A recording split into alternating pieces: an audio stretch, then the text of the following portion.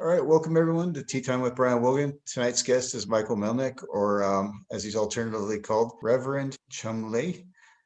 And he's got such a distinguished career that I'm not even sure how to describe this. But Avner described part of what he does as being a fakir, somebody who walks on glass and that type of stuff. There's a story out there of you opening for Country Joe McDonald and Jerry Garcia, even, which I can't wait to ask you about. Jerry And Garcia, Country Joe McDonald, Dan Hicks, a plethora of other notables, first and second string. that'll be fun to hear about. And then a personal favorite that I read about was that you ran a traveling circus complete with vegetarian clowns. And That it's was the first. I grew up in a fairly dysfunctional household, as was the custom in the 50s and 60s. At the time, and I was in the San Diego Junior Magicians. My parents immigrated first from Pennsylvania, then to Ohio, and then out to San Diego. My dad worked for National Steel, and I was probably 6 years old then. And a couple of years later, I got involved with the San Diego Junior Magicians because I'd always liked magic shows and stuff. And everybody was fine with it, nobody was really enthusiastic, the adults in my life. And when I got to be 12, they started kind of being, yeah, okay. But by the time I was 14 and still doing it, it was like, don't you think you should grow up now? And I knew they didn't get it, so yeah, but I kind of did. And I just kind of stopped doing it. I didn't have any kind of support or positive feedback. And, if I'd been in Soviet Russia at the time, they would have yanked me in the first grade into magic school for the circus, the state-run circus. So who's to say which? Hey, have you interviewed Iman, Avner's friend? oh, Have you heard of her? She's a clown too. She's a graduate of his. She's probably taken more of his workshops than anybody living, but she's Basque royalty, and her dad, I believe, was the director of the Bolshoi. They hired him, and he took her, and she was raised in the Soviet Union, and she's exactly my age. And she got a degree in nuclear physics and worked on the reactor of a Soviet aircraft carrier during the Afghanistan war, their first one. And boy, nobody learns anything, do they? I mean, in terms of Afghanistan. And I asked her, I said, exactly what was it about Alexander's foray there that didn't teach you guys a lesson? And so at any rate, she's a brilliant woman, very interesting, very, I would say, top tier clown, not as powerful as Avner, but is very sweet with a very, old world European flavor in her performance. I believe she got arrested in Berlin running an illegal venue there. This is all kind of a little bit foggy, but when I met her and found out she was my age, in Catholic school in the second grade during the Cuban Missile Crisis, the nuns told us that in Soviet Russia, guys in military uniforms would come into the second grade classrooms and go up to a kid and go, "Do you believe in God?" And if he said yes, they'd shoot him in the head. That's what we were told. Believe me, I'm not shitting you. This is what they tell us in San Diego. And so I said, "So did you ever see that happen?" I asked him on. This was a couple of years ago. She goes, "No, it didn't happen in my school." She must have been in a better neighborhood. I guess so. I don't know. I said, I kind of thought that sounded far-fetched when I was in the second grade. I said, but I never had an opportunity to ask someone who was there before. So Right. I'll have to talk to you after this and get that, yeah, because it sounds like she'd be an amazing Avner, person to talk to. Avner has her. She'd probably more interesting than me. She could probably kill you with her little finger. She was in the Red Army. What can I say? So, and now lives in Santa Cruz. Pictures of paintings of whales on her wall and stuff. Great consummate painter too, by the way. She's a Renaissance woman. See, that's what I like about everyone I've interviewed, is that they have their area of expertise in which they seem to enjoy the most, but they're multifaceted people. People think of, oh, this person, oh, they're a bodybuilder, or they're a clown, or they're whatever. And I mean, a nuclear scientist of all things, that's unbelievable. So yeah, that Yeah. would, that would be great. I your background story, being growing up in a family that wasn't a group of performers, to me was kind of unusual, because a lot of people I've talked to who are into the circus or in performing, they kind of have like a family, background to it. So you were in the Magic Club. How did you end up getting into performing? Well, let's see. I kind of quit the San Diego Junior Magicians, I think, when I was 14. But then when I was 16, my home life, and I want to add that I reconciled with my parents. Their dysfunction was a product of the way they were raised. But it was very difficult. I ran away a lot, and there was some physical abuse involved. They've passed on now, bless them, but they were contrite. I mean, so, and as having said that, I got corporally disciplined, and it was also politics was involved because I was extremely left wing and anti war. My dad had been a Marine sergeant. We lived in a Marine neighborhood. Hadn't been in years, but we went to the base, with our neighbors, movies, 10-cent movies. But aside from that, I loathe the Marines. And actually, I want to take that back. I respect the Marines. Sometimes, the world being what it is, you need people who will march straight off a cliff if told to, knowing it's a cliff. And I see the need for that. I'm older now. I don't want to sound like I am anti-military. I'm not. I would like to work our way away from that, but I'm more practical nowadays. So, and I've always liked military people, except for the sadistic ones, but you can say that for humanity. So there we go. Okay. So at any rate, I was running away a lot, got to see some interesting things in San Francisco because that's where everybody went. I saw it when it was a utopian paradise. And then I saw it a few months later, and it seemed to take only 6 months. The utopian paradise had filled up with predators. That's what happens with utopian paradises, all that, prey. People What who are so nice that they're prey. Haight Ashbury, I guess I'm talking What's about he talking like specifically. late Yeah, 60s? Haight Ashbury in 65 and 66. You could just walk up, somebody come up, go, you need a place to crash if you had a backpack on. And it wasn't a skag house. It wasn't a needle drugs, it was pot and psychedelics and stuff like that. But probably 6 months to a year later, every predator in the US knew that if you wanted to kidnap a runaway, that's where you went. It turned, that's the trouble. It's like, if you're really nice, the struggle between good and evil, and those are relative terms, but how do good people defend against that without losing their ideals or the whole thing they were trying out? But at any rate, I'd get up there, I'd get some alternative viewpoints pretty quickly. My high school was very conservative, but I ditched a lot.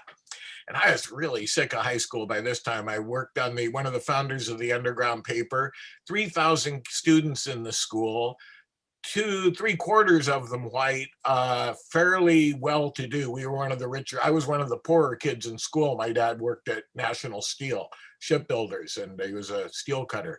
And that I at the time didn't like it. I was in honor classes, but I ditch a lot. My counselor told me, my school counselor, you must be pretty stupid. You are just, there's no way you're ever going to get into college. And and I go to gym, and I'd hate gym because we just had these military assholes. Wear your gray gym suit. And I go, hey, why gray? Why can't we accessorize? And pretty soon I'd go to gym class, and I not feel like suiting up. And he'd go, Mielnik, you faggot, you'll never get into college because you don't suit up. And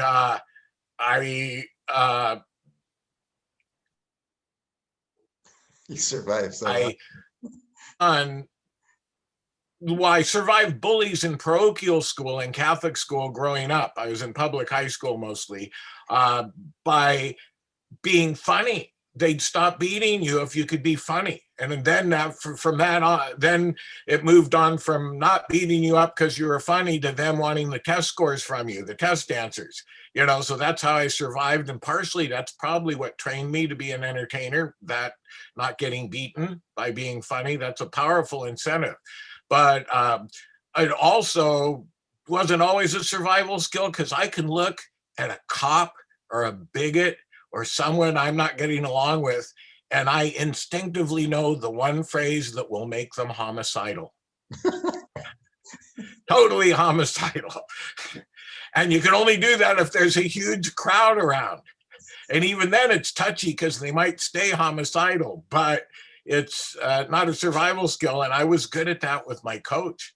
So I was always in the vice principal's office. We had the archetypal evil vice principal, and he was evil, but we got the dress code banned. We had strikes, anti-war strikes, just in general. We got the San Diego police force. God, this high school is turning really red. Back when red meant the glorious communist martyrs. I don't know how that happened, but at any rate, then one day we were supposed to, I happened to be in honors English class, and my teachers all liked me. They thought I was brilliant, but they were pissed because I ditched their classes, and they took it personally, every one of them. And they said, oh, this weekend we're giving the PSAT. I was a junior, and it'll prepare you next year for the SAT, and we encourage you, everyone, to come and take it, and it's only $40. And I thought, $40? I was talking with my friends. I said, balls to that. And I looked all over town, and yeah, sure enough, my old Catholic high school, where I was in the 9th grade, I went to Catholic school through the 9th grade, and then into, in fact, I even was in the pre-seminary program, but then a girl talked to me, and that took care of that. It's only in like most priests, I was in there because girls, you're either gay or the girls won't talk to you. And when a girl talks to you, then you leave the priesthood. That's traditional. So I know I'm jumping around. So back to high school, junior year, and I'm saying, I wonder if they're giving the PSAT as an open test anywhere. And sure enough, at University High School, my old high school, they're giving the SAT, and it was 8-hour test in those days with a 20-minute break in the middle.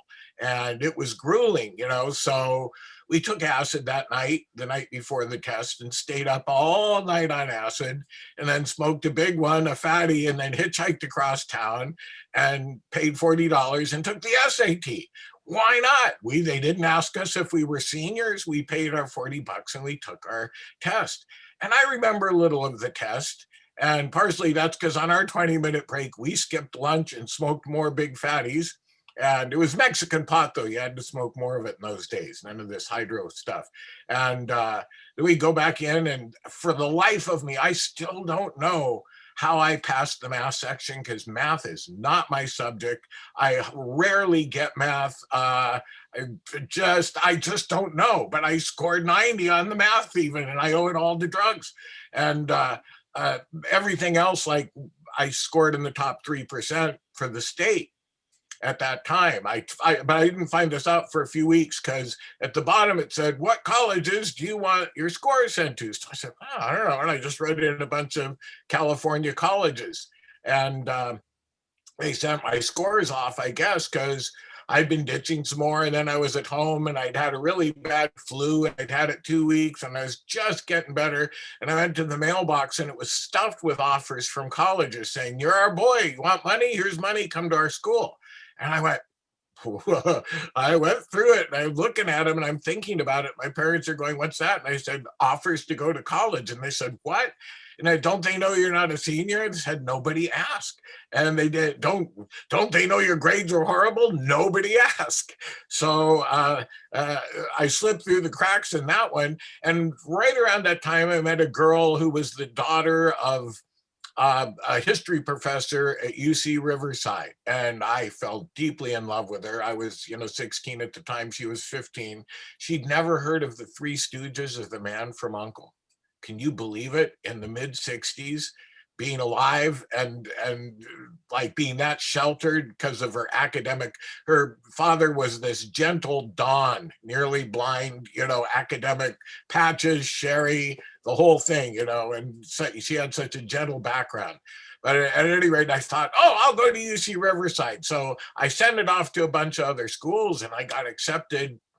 Claremont colleges, Stanford wanted more information, but they were all offering at least partial, if not total scholarships. UC Riverside said, oh yeah, we want you. And so, and at the time, my first quarter, it was still free. My second quarter, they started charging $100 a quarter, and we almost burned the school down over that.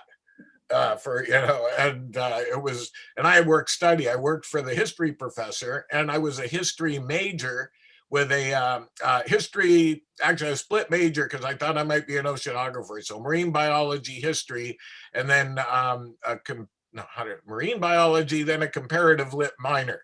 And so I was doing that and had mixed feelings about it, but I had a couple of theater classes stuck in there for the comparative lit. They would, and I said, oh, this will be interesting.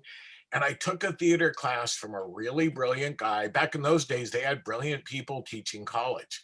And it wasn't, and it was weird because in some ways it was more conservative at the time, but the entry level professors were usually pretty radical. And I had a set designer from New York who was just brilliant. All he had us do was paint and crash the live model classes, and then, do set design. And I had this theater guy, and he was just great too. So as part of my theater class once, I revived my magic act. And then about a week later, the San Francisco Mime Troupe, and this was the summer of would have been my, the spring quarter of my junior year.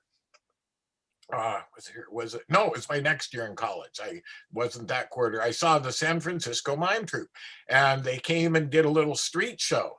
And I just blew me away because I'd always intellectually read about, old time mountebank shows during medieval times and traveling medicine shows. And this was it, the real thing again, but revived and radical and political. And then the next day I took a little circus workshop, basic tumbling, some basic juggling, and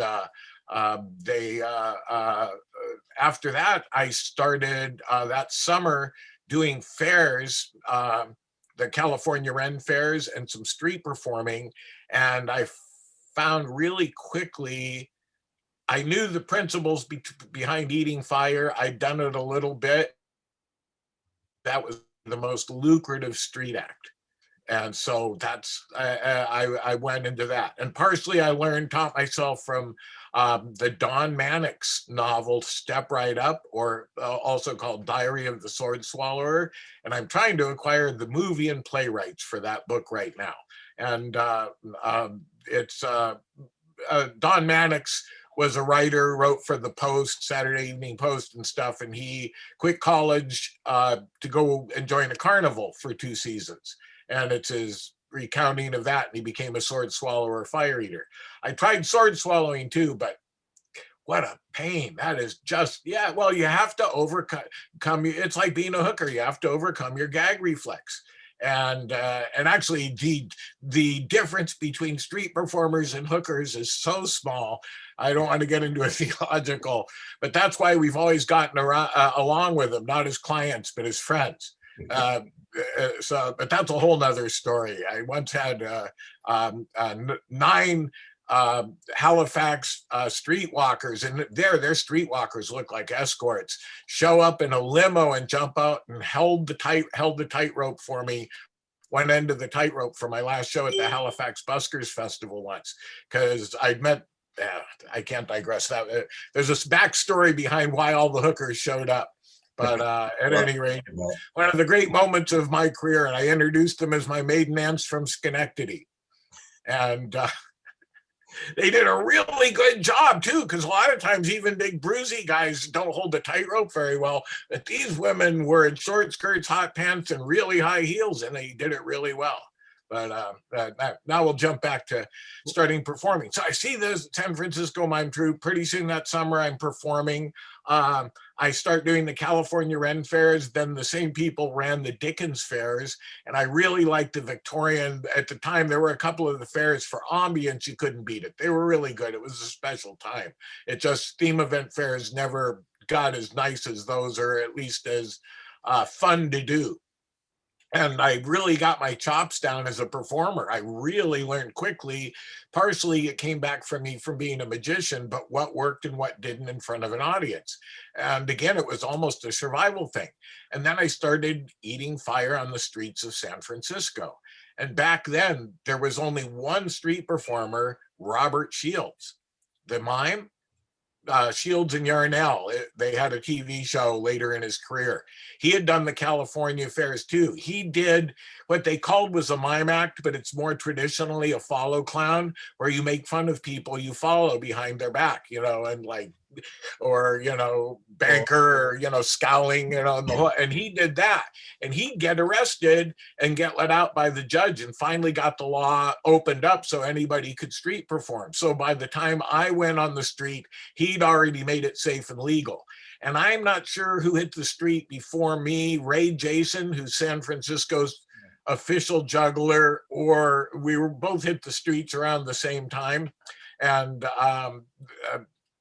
I started, let's see, at that time I went back to school, was still in school, and one of the student USB people, got entertainment, students who booked entertainment for students came and said, I really wanted to hire this circus, but they weren't that good when I saw them and they wanted way too much money.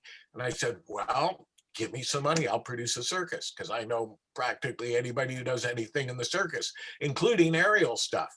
So we put on a circus, and it was Major Chumley's Amazing Traveling Circus and Pandemonium Shadow Show. And we put it on for 3 weekends, 3 4-day weekends at the UC Riverside in the soccer field. And we got a tent from LA. I had these purchase orders. It was great, college purchase orders, good as gold. Go down to LA, which was, a cornucopia of, God, what was the costume place at the time? They sold everything off finally, but there was this huge, 15-floor warehouse. I mean, huge warehouse, and like the warehouse at the end of Indiana Jones, but all filled with costumes. Every floor had a different era, and we went and rented, band uniforms, and I got top hat and a ringmaster outfit, stuff like that. A gorilla suit. We rented the gorilla suit for Bonzo, the world's most ferocious gorilla in captivity. And then we put on the circus. And there were these mimes from the Ren Fair who were Westwood. They were rich kids from LA, but I booked them as the clowns, and they made the transition. We did a lot of working and talking about the differences. So they brought a lot of the mime stuff to the clowning, but I steered them in the genuine clowning direction too. And they turned into brilliant clowns. They were really funny, and they called themselves the Bigelow family. There was a woman at UC Riverside who was 10 years older than everybody, but did trapeze stuff. And she had been trained by a guy in Redlands who was an old Italian trapeze flyer. And I actually took a little bit of stuff from him and took lessons from her, trapeze lessons. And she did the aerial acts in the circus when it was on campus. Later on, we had to replace our aerialists as we traveled, and none of them were trained like she was, or brilliant. I had, at the time, I was offered to be taught flying trapeze, and I considered it, but decided that I wasn't going to be a trapeze artist. I was going to be an entertainer. And you really need to have your crap together if you're going to be a flying trapeze person. It's pretty much all you're going to do. And I'd already decided against the priesthood. So there we go. So at any rate, it went great. We got rave reviews. We took a truckload of clowns all over Riverside down to the park where everybody went on Sundays, and we basically sold out, and we had a lot of fun. And it seemed so much fun that I dropped out of school, and a bunch of people did, and the clowns did, and we put together a road show. And by the next year, we were touring by the next spring, and we had leased the same circus tent, big canvas thing, like heavy canvas at the time. Smells like canvas, smells like a 1950s tent, and we got that. And in those days, it was harder. You really needed to do 4 guy lines on each double post outside the tent from the top. The tent I have right now, it's a push pull, and the materials are different now. It's lighter, so you push a pole under it and then get a bunch of people to raise the pole up. It's not like having to raise 2 masts and then use a block and tackle to raise the tent. But we learned how to do that. I lived next to an abandoned orange grove outside of town, and the whole circus moved there, much to the chagrin of our landlords, but they were nice enough about it. And we camped there and practiced putting the tent up and down and had rehearsals. And that's where the infamous chicken incident happened with the vegetarian clowns. Yeah. We'll hang on to that for a second. Sure. The secret to getting good grades in school apparently was acid and marijuana. Not good grades, good test scores. Good test scores. And no, I can't say that that's enough of an example for a scientific to be considered a scientific study. You know, it's my vocabulary has always been through the roof. So anything that didn't have to do with math, I wasn't worried about at all. I just, you know, pretty much, I don't think I would have done it much different, but it was the math that I just guessed. I'd look at it and go, must be this one. And luckily it was, you know, you had three, it was triple choice. You didn't have to do the sums. You'd have to pick the answer. So I will say that quite often acid, and the CIA has found the same thing, acid will let you notice patterns. Really? Okay. Yeah, of course, sometimes acid will also create patterns that don't exist. The trick is discerning which is which. So, and I haven't taken acid in years. Psychedelics are useful for certain things. I don't think they're party drugs. Okay, which actually, as a person who has not used psychedelics or LSD, what do you experience when you take those? I mean, do you still like mentally still there, or do you see things? I mean, what? Well, first of all, a lot of the people that I knew when I was young took acid as a party drug. We got into the League for Spiritual Discovery, Richard Albert, who became Baba Ram Das, Timothy Leary's assistant, and they basically said the Tibetan Book of the Dead, that a psychedelic experience takes you from death to rebirth, that it's very similar, the experience, that you have a death of personality, the death of the I, the concept of I. And we don't have language to really describe what it's like to have no concept of I and then come back and be able to discuss it. You know, but you totally lose your own sense of self-identity and become one with just about everything. And it was profound, and it saved me years of therapy. Not that I didn't need a little therapy later on, but, you know, from my background and stuff, and, you know, I basically was told that I was worthless so much growing up that it inhibited me from some things or attempting some things. But, you know, the acid was great for that. And it also gave me an instant peer group. I was a nerd, but hippies didn't care if you were a nerd or not. If you smoked pot and used acid, you were just fine by them. So suddenly I had a whole peer group, when before I only had the kind of peer group that played the war games during lunch at their own table, you know, and were considered geeky.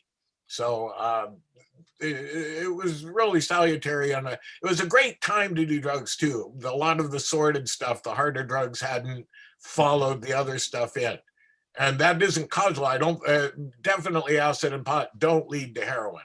It's nothing like that at all. I don't think if they legalized all drugs today, there might be a temporary tiny rise in people who tried some of the other stuff, but I don't really think there's a causal relationship. Okay, and just the interviews I've seen of Ken Kesey and some other people from that time period, none of them made it sound like it was a recreational drug. It sounded like something, you know, they would use from time to time. Yeah, although I think the merry pranksters were totally out of control.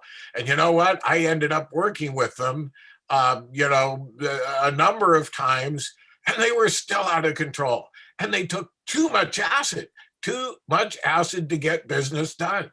And let me give you an example. Have you read Electric Kool-Aid Acid Test? No, and I want to actually. Really, you have to read it. It'll give you a background, because a lot of the people that you're going to interview through me and Avner, at least peripherally know some of those people. And I read it when I was a sophomore in high school, and Kesey became one of my heroes, like really, really big time. And little did I know, a few years later, I'd be working with him. You know, so that's one of the great payoffs for me as an entertainer. I may not have gotten rich, but I've gotten to work and get good people who that I thought were gods of art liked my show. That for me is one of the greatest paybacks. So at any rate, let's see, where were we? Acid, high school, college, circus. So it was so much fun. We dropped out and we went on the road, and we did circus by consensus, and that's part of the chicken and clown story, the vegetarian clown story. I'm going to have to tell it. I'll just get it out of the way. We were trying to be revolutionaries, or at least really good lefties. And I suspected I was more anarchist than I was commie even back then. But we ended up having circus meetings to decide anything. And they were horrible. We never got out of one in less than 7 hours. And even the simplest thing about like what kind of cooking ware could have couples breaking up and other couples reuniting, and factions that you wouldn't think would form, and the hostility that would come out of these, theoretically revolutionary hippie meetings was legendary. So what did that end up being? It meant we didn't want to ever call a meeting for anything. So we got to this period, state of stasis where, okay, nobody bring up anything that would involve a circus meeting because we're almost ready to go on the road. Let's not fuck it up. And someone knew we were feeding 26 people on $10 a day. And I mean that we'd go around, we'd do dumpster diving. The co-ops would give us expired food, but somebody gave us 10 live chickens. Stewing hens, they passed their prime. And the clowns made up, I think vegetarians were a quarter of our crew, but it was the clowns that were most militant. We already had them stewed in our dreams, these chickens. And the clown said, you can't eat these chickens. And we said, why not? And they said, well, we'll quit. And so we had a circus meeting. Oh, fuck. And it was the worst one of all time. I believe it was all night. All night, people would have to leave. They were crying so hard and coming back in. And at the end of all of this psychodrama that almost sunk us the night before we were going to go on tour, we came to the clowns got a week to teach the chickens an act. And if the chickens could even partway do a credible act, we wouldn't eat them, but they'd have to take care of them then. Okay. And so the chickens spent a week trying to teach, the clowns, I think the chickens taught the clowns in retrospect, but the clowns spent a week trying to teach the chickens an act. And the leader of the clowns finally came holding a chicken and said, Chumley, eat it. You've convinced us they're vegetables. The only thing they could teach the chicken to do was they'd tie a rope to its leg and yell, sit, and yank its legs out from under it. And that really doesn't, the optics aren't good. So we ate those chickens and we went on the road, and we mostly didn't have enough food or money. We didn't eat that well. We had a lot of fun on the road. We played some really great places. We were in People's Park in Berkeley for a week, a run there, and a number of things, whole separate set of circus stories, but we'll skip them over. But finally, our last gig was in San Francisco, and we were starting to hit it big. And if we'd stayed together another year, I think we really would have become the progenitor in some ways of Pickle family who came after us. But we got hired to do the DeYoung Museum in the parking lot next to it in Golden Gate Park. And the guy who was the administrator was this 50-ish real liberal guy, and he had us all over to his house in the rich part of Oakland for a breakfast. And man, he served a good breakfast, and we thought he was God by that time. Croissants, fruit, just everything first class, and all we could eat. So we were ready to do a great show for him. And for the last show of that weekend, the woman who did the side-by-side trapeze act, two people on one bar kind of mirroring each other up and down, had to leave early to get to start college. She was going to start a different college. So I filled in for her. I had a bottle of wine before the show, and I fell off the trapeze.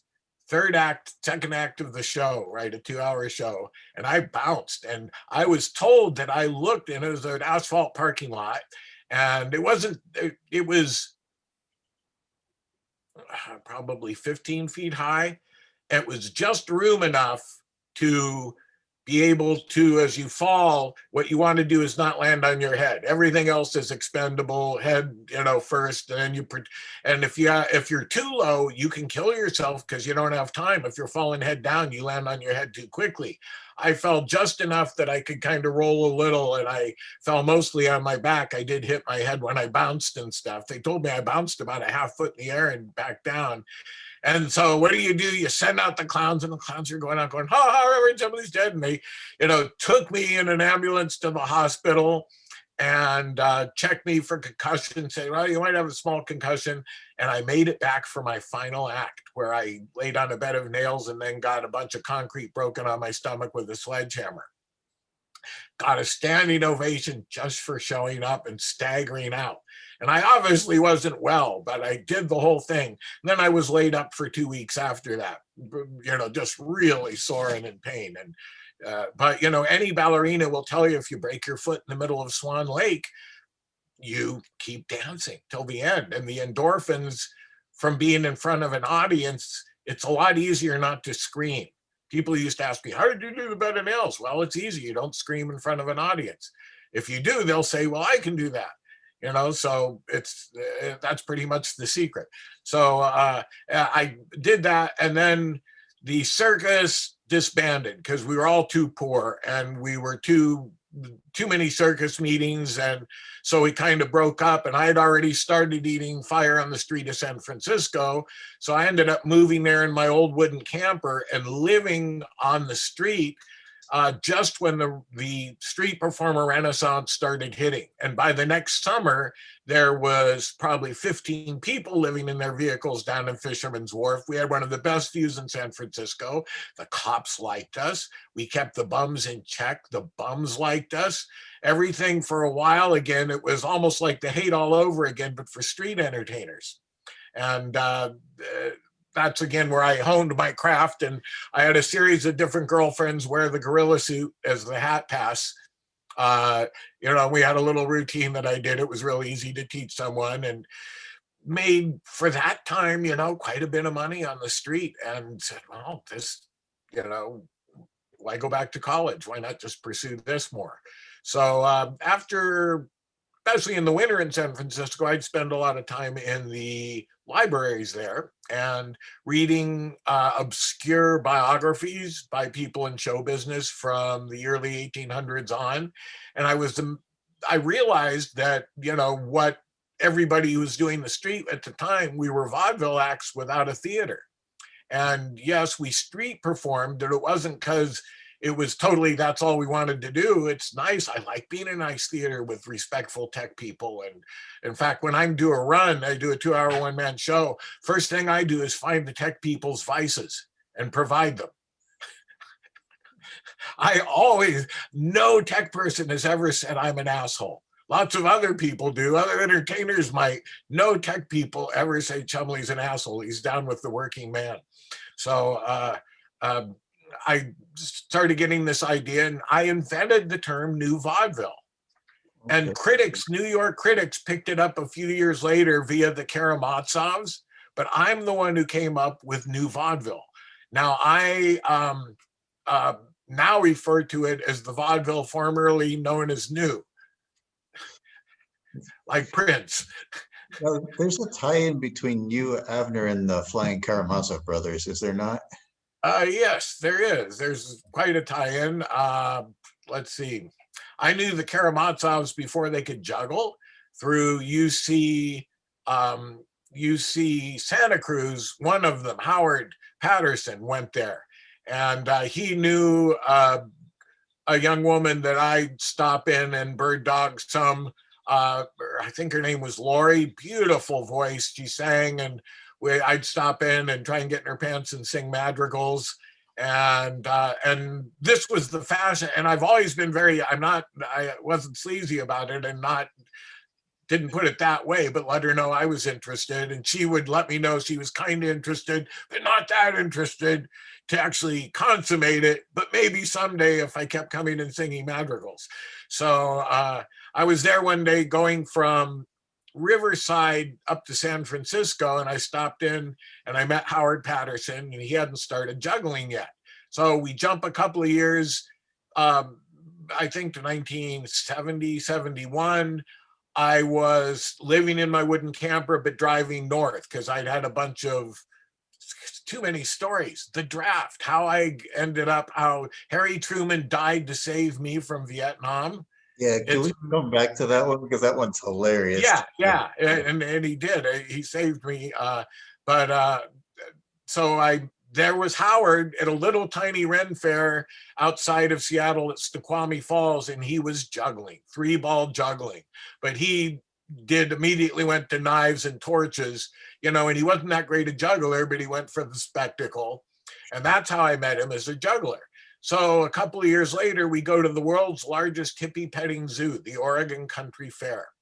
And at the time, it was known as the Oregon Renaissance Fair, but meaning Renaissance in its original term, not as a historical thing.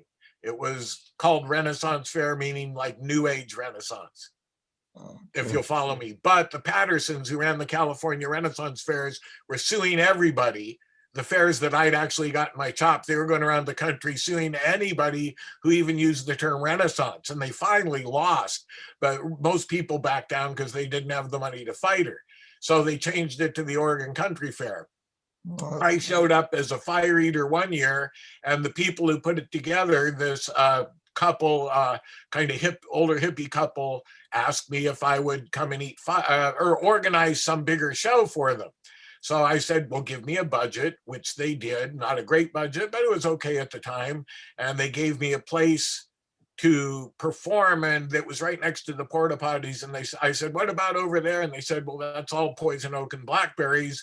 And I said, buy me the machetes and the entertainers, will clear it out. And I hired the Karamatsovs. By this time, there were 2 of them. And Howard, they were calling themselves the Karamatsovs, for $10 a day. And that was big money for them at the time. And that was to travel from Santa Cruz and all the way up to Eugene. And I think they were doing shows with Theodore, Tim, the quiet one at the time. He brought them up on a motorcycle. So there were 3 of them, one in a sidecar, one in the back of the motorcycle, and dumped them off. He didn't stay for that show. But that's how I got involved with the Karamatsovs. And so when I ran a vaudeville theater in La Conner, Washington, we hired them as one of their first theatrical appearances. They were doing a lot of colleges and stuff, but at the Alligator Palace. And they did very well there in a small hippie town. I mean, Tom Robbins, the author? Oh, sorry. Even Cowgirls Get the Blues, another roadside attraction. After we get off, it seems almost a certain kind of synchronicity that's almost supernatural in terms of how many different performers, artists were all in the same area at the same time with overlapping involvement. But at any rate, they did the Alligator Palace, did well. At the time, I had met Avner on the campus of UW when he was taking classes, and I was street performing there because a student, their money is soon parted, and I'd always had really good luck at Sproul Plaza in Berkeley, California. That's where I actually started first using the name Reverend Chumley, was from Sproul Plaza. And but the Karamatsovs and I knew each other through that, and I think I can't remember if it's through me they met Avner. It might have been through me, but it all kind of smears together, that era. Okay. In retrospect, but it amazes me because when you think of them, or at least I do, I think of juggling. So I thought they would have, been juggling, kind of from childhood on. And like, oh God, no, they're a bunch of upper middle class kids, whose parents had the money to pay for their UC California educations and had the money to float. You didn't hear this from me. They had the money to float the Karamatsovs for I don't know how many years too. So a lot of their success was due to family that put in money. So where were we? The Karamatsovs, yeah. So that yeah. And there was a time I didn't speak to them for some years, but we got over that. So that happens in show business. Well, There's way more interesting things to talk about. Sure. It's just, And then you take your example for me, it's amazing too, because it sounds like you were almost entirely self-taught, like all your performance ability. It sounds like you maybe read a little and applied it, but it didn't sound like you actually had a formal training or a No, class. no. It's Although you can't undervalue the San Diego Junior Magicians. They taught all the basics for performance that anybody would ever need.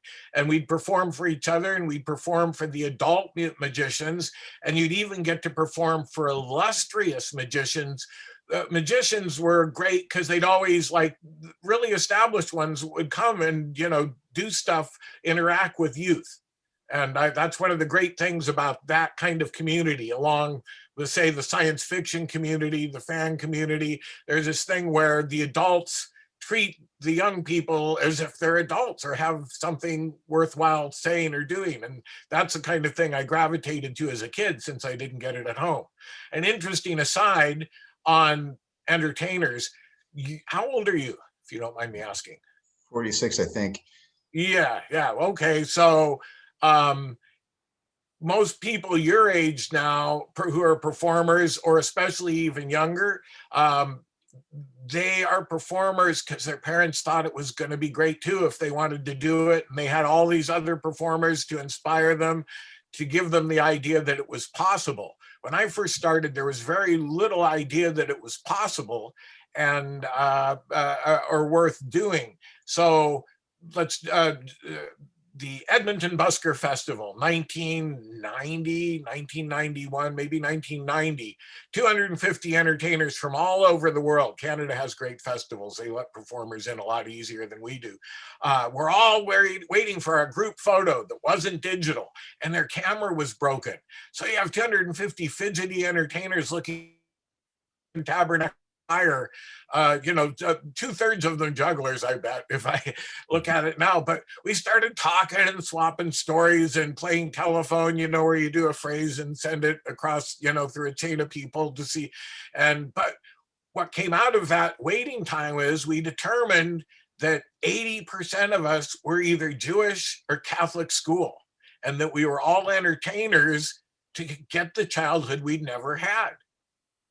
That's We awesome. were got a second chance at childhood, so we went for it. And nowadays performers don't have that reason. But for as far as I can tell from a lot of biographies, Fields, Chaplin, Fred Allen, all the old progenitors, the Marx Brothers, made up for the childhoods they didn't have. Well, the Marx Brothers actually started very young, some of them, in their middle teens, but they were compensating for a Hmm. lot of stuff they'd missed. Nowadays, you have hippie parents who are so supportive, it makes me sick of their entertainer children. Oh, and the rest of the people who were entertainers were, Unitarian parents or psychologist parents, and they had become entertainers because they wanted to and were encouraged. But the large majority of us, and this was at the end of an era, was, we were doing it as compensation. And nowadays, it's a whole different kind of entertainment. You can see it at the Moisture Festival in Seattle or other festivals, people who have grown up thinking it's fine to be an entertainer. Yeah. Okay. Yeah. Even if their parents aren't, that their parents didn't go, ah! So, Yeah, it's funny you say that about a parent expectations, because I'm sure my parents had certain expectations, like going to school or something like that. But I was watching a video, and these guys were riding across the United States on bicycles, and the one guy was from China, and he basically had to lie to his family to be able to do it, because they had this expectation that he needed to go do this and then do this yeah. and do this. And I actually felt really bad for the poor guy, because he wasn't doing anything that he actually wanted to, and the only way he could was to basically lie and go do it. So Oh, I yeah. see people going into that just for that reason, to make up for something that they didn't have. Yeah. Well, there's a big Chinese business of renting out boy and girlfriends to gay people so that they can go to parental functions. There's even faux weddings. Like, you make deals, like gay people find each other, women and men have a faux wedding to get each other's respective parents off each other's backs. I couldn't live like that. No, no, thank you. Yeah. Sorry to take it to a little more serious note there. I don't care. It sounds like you've gone through a lot of different types of performing. You had the street aspect, you had the actual touring circus. You said you ran the Alligator Palace Vaudeville Theater in La Conner. You've done all these different things. How how did all those things differ from each other? And was there one like maybe you preferred over the others, or did they all have something that you really liked? They all had aspects that I really like, but what I really like is, I mean, ultimately, and I'm spoiled because of it too, is I like a nice theater. I really like maybe not above 600 seats, Okay. though I can play to a bigger house, but I like about that size. And I like people who have paid enough money that I know they're interested in what I'm doing.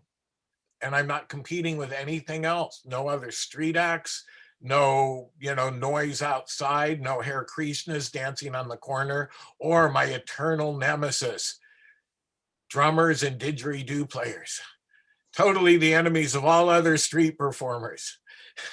So, Uh, oh, and you're in a theater and everybody is working there. And this is what's good about legitimate or union theater. Everybody's there because they want to be, and their job, all the tech people, they've chosen that because they like doing tech. They get off on doing tech. They're not frustrated entertainers. They like being part of this bigger whole. And so having a crew of people like that is so nice. It's really nice. And you can really do things you can't do on the street. And you can take chances that you can't take on the street. And really? it's, oh, just with an eye. Well, number one, if you're on the street, you always, I mean, I don't know a street performer who hasn't performed for years, who hasn't been attacked on the street by some crazy person, just out of the blue, takes a punch at you because you're out there. And they go, oh, that's the person that's responsible for everything bad in my life. And they come up and cold cock you.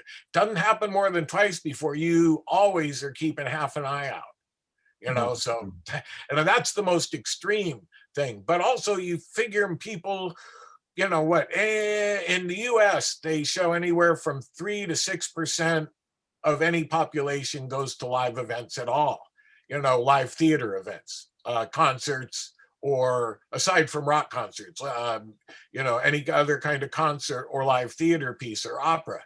And so they tend to be more educated, and I really consider myself a literate act. Most people don't follow 3/4 of my act and are still entertained verbally. I used to have the whole English department at Portland State University turn out for 8 years to watch my show. They took up 2 rows because they get every bad pun, and they'd be cackling the whole show, and people would look at them like, why are they laughing?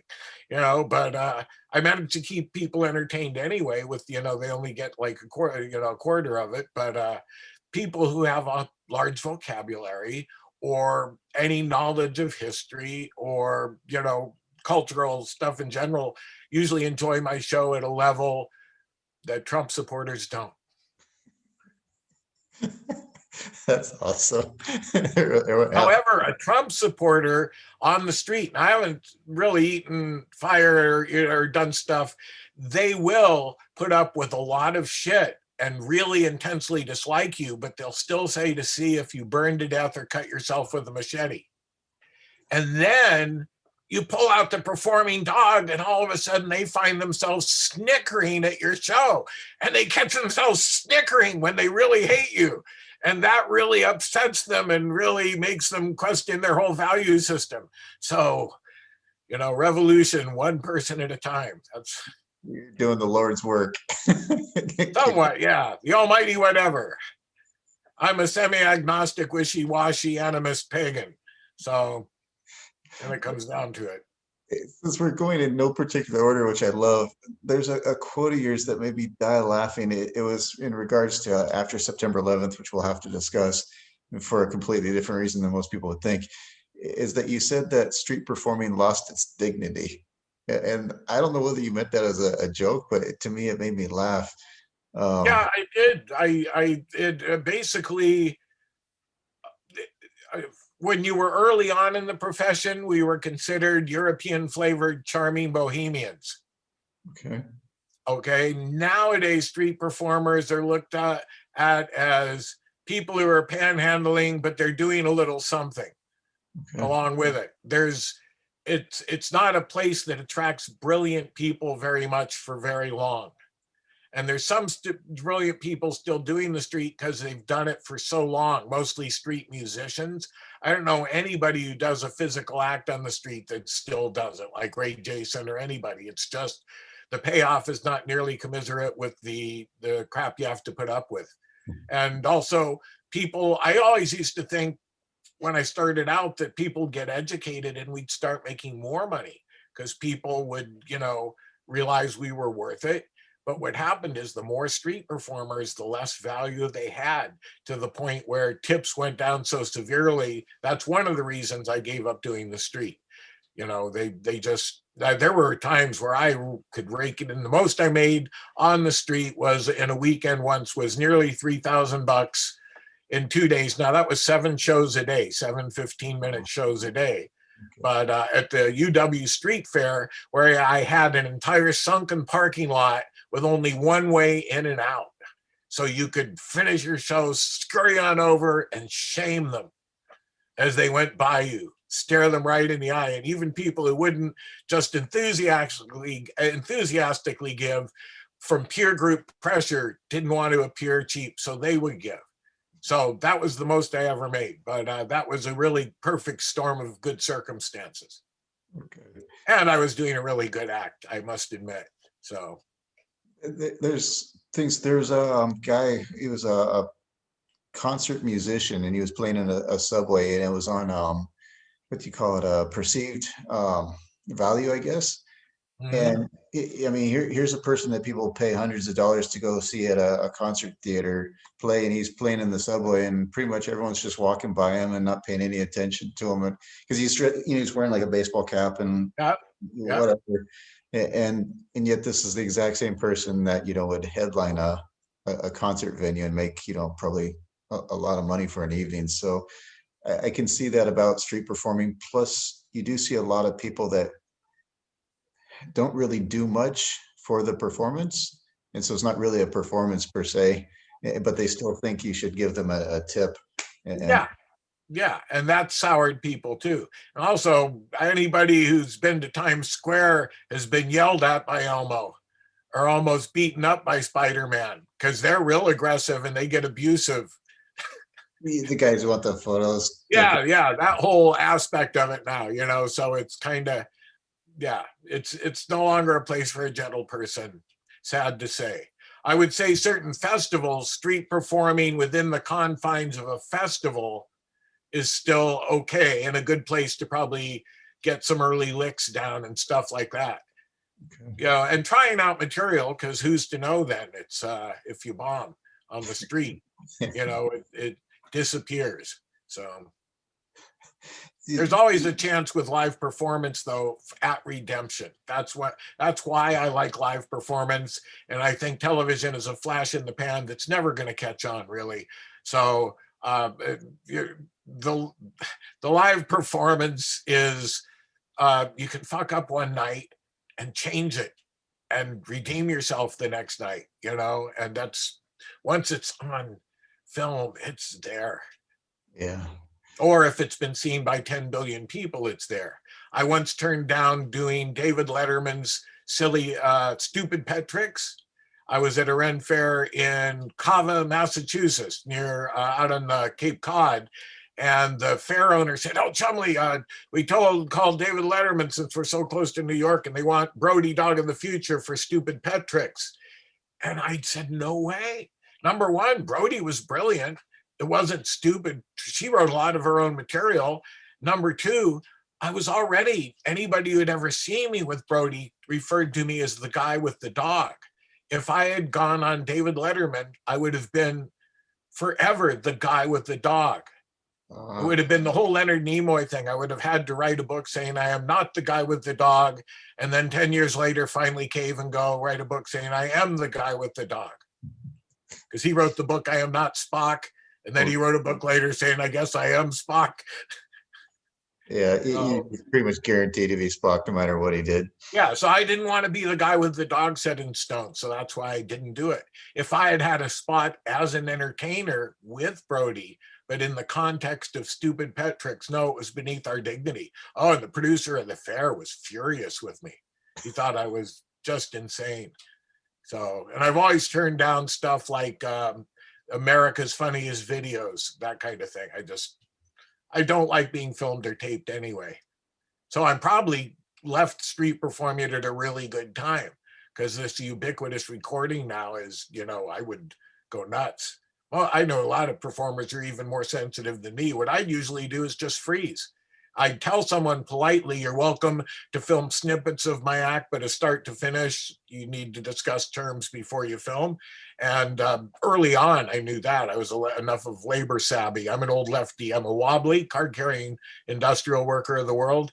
And so when they wouldn't, then you just freeze. And they'd drive them nuts and they'd try and wait you out. But in the old days, that was really expensive for them to keep filming when you weren't moving. And they'd almost always cave and then give you the finger and stalk off, which is, of course, what we looked for. And yeah, so that's mostly why I don't now. I have a number of film projects that I've written several screenplays, and there's other screenplays I'd like to pursue. In the medium itself, people go, why don't tell me, well, you should put stuff on YouTube, all your old promo stuff. And most of my stage stuff isn't really meant to be seen on a watch. It's but wouldn't mind producing stuff medium specific to the format. And I have thought now of producing 1 to 2 minute, things, productions specifically for viewing, streaming, short-term streaming. So we'll just see how, it's a matter of, having the time thing here on the property, the venue, and also the matter of having the money, even though the production stuff has gotten cheaper. So when you say that, you're talking about like a YouTube like promo video type of thing, or you're the talking mist comes over the moors. You uh, see the huntsmen preparing. The huntsmen are the people that mostly I would have cast out of the Stanward Tavern, 300-pound guys with coonskin caps, and just a hodgepodge of the most outre-looking people. Like if I was, imagine Fellini casting in White Trash Stanwood. Those are most of the people. And we'd all have donkeys. And there'd be a pack of mongrel dogs. And we'd all have huntsman coats. But other than that, funny hats, everything else is up to the individual. And the huntsman blows the horn. And we even have protesters protesting the hunt.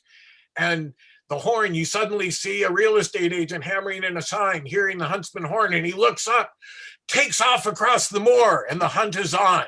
So it's a real estate agent hunt. And the hounds tree the real estate agent. And at the end, the huntsman awards the winner of the hunt the clipboard and the glasses. But, it's a happy ending. 2 minutes. Yeah. And shots ranging from the hound's point of view, leaping through the brush, and, the real estate agent looking over his shoulder, running and trying to hide. And yeah, it's that kind of thing. I wish you luck on that. Thank you. Yeah, I have a lot of those in my head. Those are easy. Those write themselves. So I'm a little worried about yeah. That's a great idea. Again, no particular order. Chronologically, I think we got to about 75 or 77. Yeah, but we're gonna have to go back in time somehow, because yeah. I have got to ask you about your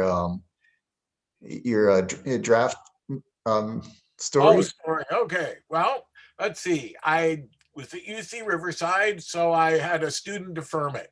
And when I turned 18, and that was just before I left college, because I got into college just before I turned 17. I turned 18 and I went down to the selective service in Riverside County. We had one of the most conservative draft boards in the state. They gave no conscientious objectors. And at the time I thought, well, maybe I'd go to prison instead of go to war. that didn't last long, but I filled out my questionnaire, which was this thick. They gave you a questionnaire and said, mail it back in after I went to selective service and registered. So it sat in a drawer in my ratty student dwelling for a while. And I saw it there 6 months later. I thought, they haven't called me. So I called them up and I said, what the hell's going on? I sent my questionnaire back to you guys like 5 months ago, right after you gave it to me. I haven't heard. How do you run an army this way? And they said, oh, we're sorry. We'll send you another one. And so they sent me another one. It took them a month for me to get that next one. I put it in a drawer. And this was the time where people were sending dead fish and sacks of shit to the draft board because they have to legally keep anything you send them and say, please keep this in my file. So that was a very popular thing. And I really didn't want to go shoot anybody. And also at the time, I just wanted peace. But later on, I wanted victory for Northern Vietnam. Radicalization took a little longer and stuff. But so I then put it in the drawer and then quit school and went on the road with the circus and forgotten completely about it.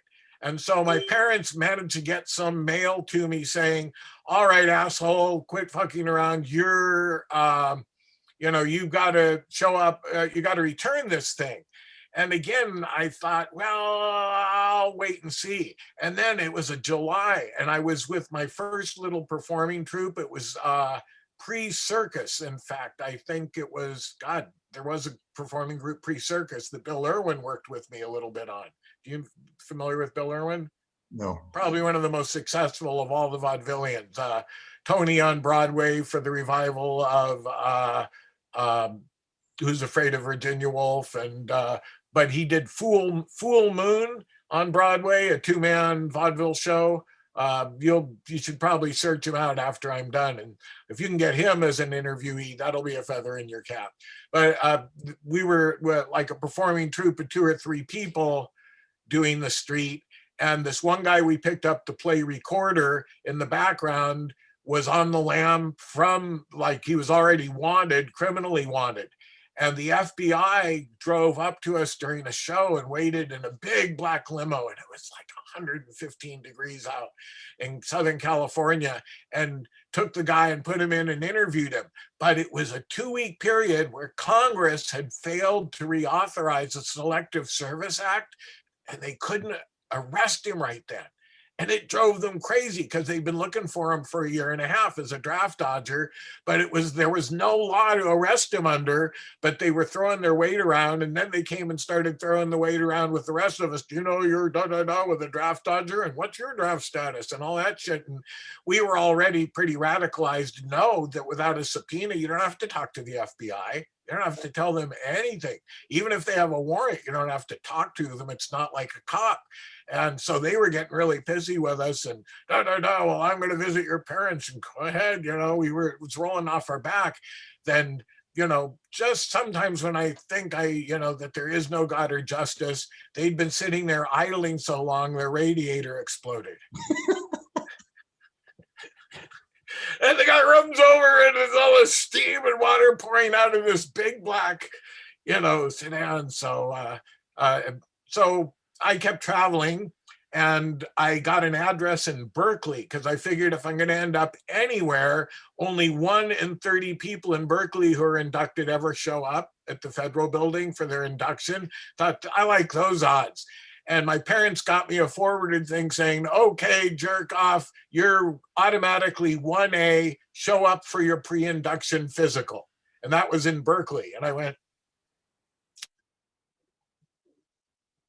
well, and I'm musing this over. I could try and get to Canada right now, or I could do the conscientious objector thing, probably get it, but still spend a year in jail working in parks. They mostly, they sent you out to maintain trails in those days. We don't maintain trails in this country anymore, except through volunteers. In those days, the backcountry and national park trails were all just first class because they put money in it and they used low-level prisoners to maintain it. But I thought, nah, I don't think I want to do that anymore either. I don't feel like it's moral. I'm making no statement going to jail here. I'm doing nobody any good. I'm much better as out of prison as an entertainer, changing people's minds. And I said, you know, and after Alice's Restaurant, as a theater person, I just have to, I can't miss this pre-induction physical. I just thought there'd be too much material in it. So I got up at 5 a.m, caught the brand new BART from Berkeley, where I lived in a house Mario Savio used to live in, the start of the free speech. There's 6 degrees of separation. Get down to the Oakland Federal Induction Center, this big old building across the street from a bar that opens at 6 a.m. in California, which turned out to be really good later on.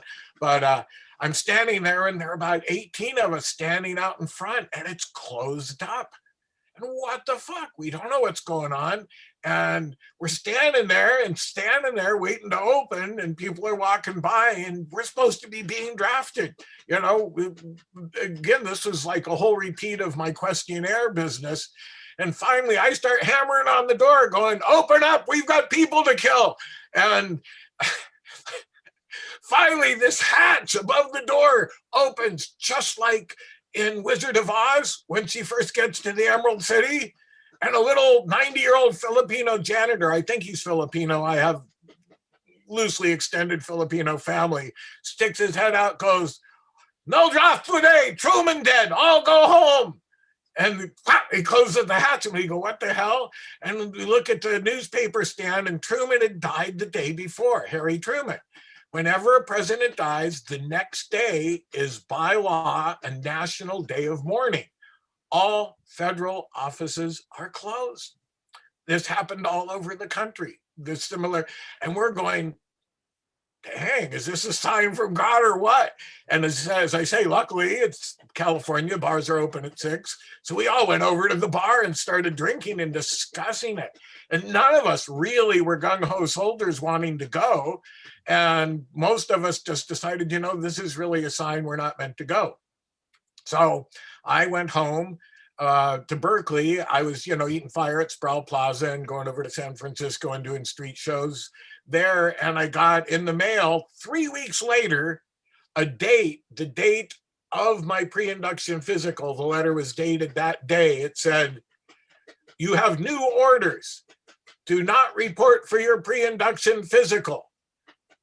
This is 3 weeks later. They're telling me do not. Yeah. President Harry Truman is deceased, and it will be a national day of mourning, and all federal offices will be closed. Await further orders.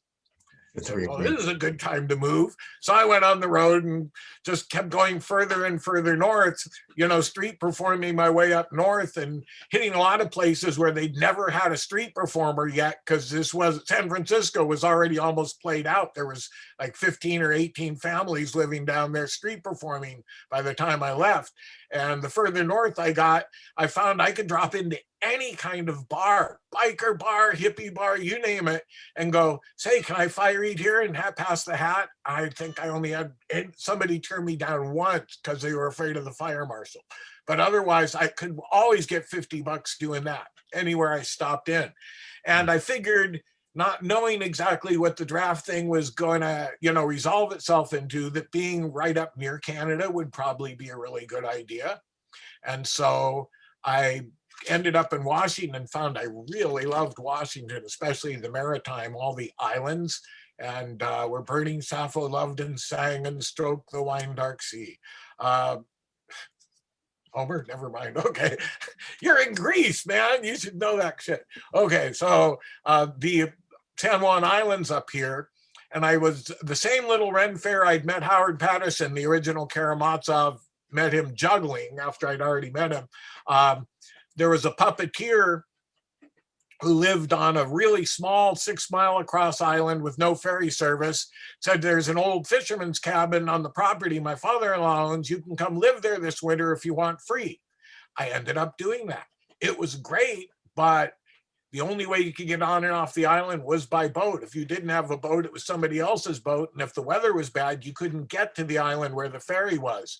There was a mail plane that would fly in worse weather, but even that, you could go over, row across the bay and go wait for the mail plane and pay them $20 and get taken to the main island that way too. But I ended up missing shows because of storms, and I really loved living that way. It was about 13 people living on the whole island, a couple of poor people, us, me and the puppeteer, and then this green chip stamp heiress that had started a hippie commune. She was from Connecticut and came out and had the most expensive teepee with all the most expensive wood cook stove. I mean, top of the line hippie stuff. I mean, the stuff you'd only dream if you were given a blank check in a Whole Earth catalog,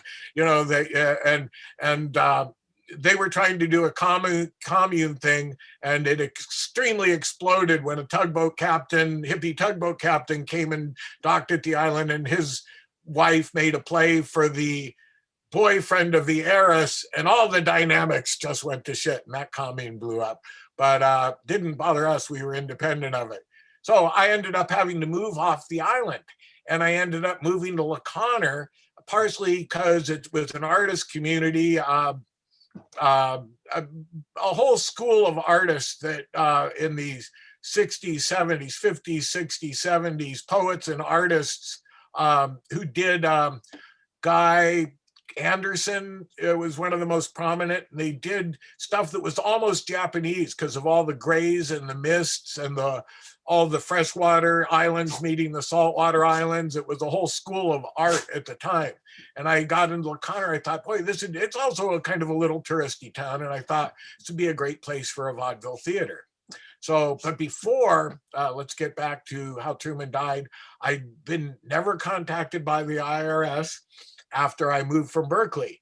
And I'm listening to the Pacifica Lefty radio station, not even, but like to the left of public radio at the time. There used to be a whole, what was it called? I can't remember the network, but all up and down the coast. I was 2 a.m. listening on the radio to a lawyer who starts talking about Truman dying and how there were 7,000 people that never got called up for the draft because of Truman died. And that the government, I guess, spent 2 years to do about us and finally said, oh, fuck it. And they never contacted us again. They would have had to set the whole war machine off by a day. It was such a domino thing that they couldn't, all they could do was disappear us, because otherwise they had to send out stuff to everybody else saying come, a day later, and they had to reschedule us, and that was all scheduled. So we disappeared. So even though the war went on for a few more years after that, I was home free, and I finally got it official. So Harry Truman died to save me from the Paddies. That's better than organ donation. Yeah, absolutely. So there we go. That's the entire story. Awesome. I love the radiator exploding on the car. That's the best part for me. And who would have thought this late in my life, I'm ending up rooting for the FBI and intelligence services? That's got to be one of the weirdest things out of the whole Trump thing, is finding myself going, yeah, FBI. And, I can't quite get there.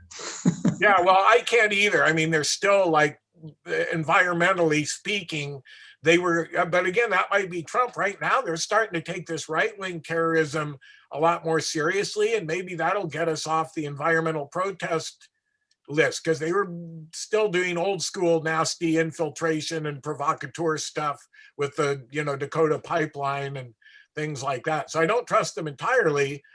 But in my old age, I do believe that there are people, and I didn't believe this in my youth, that there are people who become cops and intelligence people for altruistic reasons. And that, it took me a while, but I got there. Also, I found that in a town, having the cops really like you can be extremely useful in all sorts of ways. They're watching your back. That's a good feeling. And the first time that happened to me in New England, I just thought, I really like this. I'm going to make sure this keeps happening. It was a small town with the Renaissance Fair. It brought a bunch of jobs to town. And the police were they liked my act. They were all hired as security. The Carver, but pronounced Kava, police force would come and do the security, and they thought I was pretty funny, and I'd chat them up and be funny. But then they were wanting to buy a search and rescue dog, and I said, okay boys, this isn't a drug dog. Oh no, Chumley, it's just a search and rescue dog. Because even then we'd joke with them about where do we get the good stuff, and things like that. They liked people who treated them like people. And we did a benefit. It was one of the best vaudeville shows I was ever in. We did it in the school gym, and all the Renaissance Fair performers did their adult non-historical acts, because we're all different from different aspects of theater and vaudeville. So we did stuff that wasn't Renaissance Fair, and it was an amazing show. And they raised an enormous amount of money, and they could have bought a kennel of dogs. And I was just, solid gold for that police department from then on in. And when some bikers tried to attack me because I wouldn't let them climb up on my tightrope, the cops were there sooner than I could blink from all over the Ren Fair going, Chumley, you want us to deal with this guy? I go, oh, they were just having some fun. And the guy's giving the cop shit. He goes, you can, either leave standing or you can be carried out unconscious. And I thought, wow, because I admit I'm still scared of bikers, so I perform for them. And most of the old ones have lost their testosterone and aren't so scary. But these guys were of the age they were unpredictably lash out dangerous. And, having the cops on your side, or the cops waving at you downtown, when you're trying to buy liquor without ID, and that kind of stuff. It just really worked out. So now I believe a third of cops are probably pretty nice. A third are sadistic fascist bullies, and the other third, it depends on who they're riding and on patrol that night. I was at a protest one time, and there was a younger cop, looked like he maybe got out of the army or something like that. And there was an older cop, and the younger cop wanted to basically go create an argument with the people that were protesting when they weren't actually in the street or doing anything wrong. And the older cop just basically made the point that, like, why create a problem when we don't have one? In other words, we're probably getting paid overtime out here. Nobody's causing any problems. Let's just keep an eye on it. And if everyone keeps doing what they're doing, I'll go home. And well, I'm worried about that now, because I believe law enforcement needs to be fundamentally changed with the culture that has an incentive, an economic incentive for building prisons. We don't take care of our kids. It's a no-brainer that if we took care of our kids, there wouldn't be a lot of people in jail. That's been a no-brainer for centuries, but there's this whole industry built up around the incarceration and policing system that has to do with racial inequity, just, a whole bunch of stuff at its roots. But I think the worst branding catastrophic mistake, the left is always shooting itself in both feet, and just defund the police. Christ, can you be any more alienating to somebody? My feeling is pay them double if they learn to read. It's like, have professional incentives. I don't want to be a cop. The good cops who become cops end up, a lot of them, going sour because of the job. Cops aren't paid enough to be social workers or be involved in domestic disputes and arguments that aren't violent. There's so much that they shouldn't have to do. But saying we're going to defund them to fund this, what a stupid thing to say. You could even do it and not say it. But my God, I can't believe the idiocy of the left wing quite often. I mean, I can see now why the revolution, we never pulled it off. Well, it's funny because I don't think those things are going to hold up, because at the end of the day, a lot of the police and fire department budgets are coming out of like property tax hikes and stuff like that people voted specifically to go fund the fire department, the police, the schools, whatever. And so if you're going to sit there and tell me that, hey, your tax dollars are now going to go fund, orphans in another state, and like, wait a minute, I never voted for that, Well, the Washington's doing it. It's really hard, though. And the main obstacle I see to it is that there is still this blue wall where the good cops don't like what the bad cops do, but there's still not enough of them willing to, like, call them out on their fascism and sadism. And that's what's the major obstruction to decent law enforcement right now. That, and people need to get out of their cars, back on their beats, and live in the neighborhoods they police, and that everybody, even if you're a felon, has to ride as a patrol assistant 2 weeks a year. We treat police like we treat our sewage, our garbage. We want to pay someone not to look at it. And that leaves it open to all sorts of abuse. We need to know. I think everybody needs to spend at least a couple of days in jail before you can make an informed decision on incarceration. And I've been in jail once for pot, a couple of times for political stuff. Jail sucks. And it doesn't make anybody better at all. It's just an industry, and so tied up in so many corrupt things. One good thing I like Biden doing, he's doing way better than I thought he might, but is no more for-profit federal prisons. They're going to phase those out. Really? Okay. That's great. That's great.